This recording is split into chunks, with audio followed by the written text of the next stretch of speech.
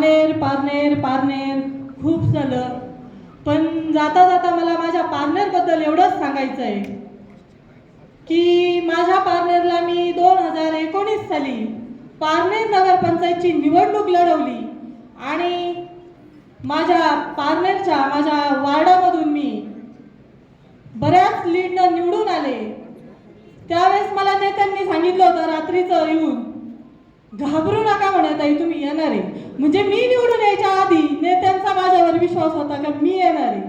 नेते तुम्ही घाबरू नका, मला विश्वास आहे की 13 तारखेनंतर आम्ही तुम्हाला निवडून आणल्याशिवाय राहणार नाही, हा आमचा विश्वास आहे।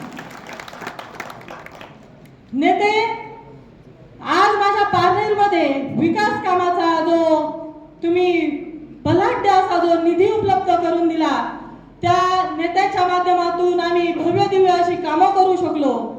ज्यावेळेस आम्ही आमच्या पारनेर नगरपंचायतचे पदाधिकारी ज्यावेळेस आपल्या माननीय खासदार साहेबांना विचारायला गेली की आमच्याकडे निधी हवा आहे, त्यावेळेस त्यांनी सांगितलं की आमच्याकडे निधीच उपलब्ध नाही। त्यावेळेस त्यांना सांगण्यात आलं की आमच्याकडे निधीच नाही।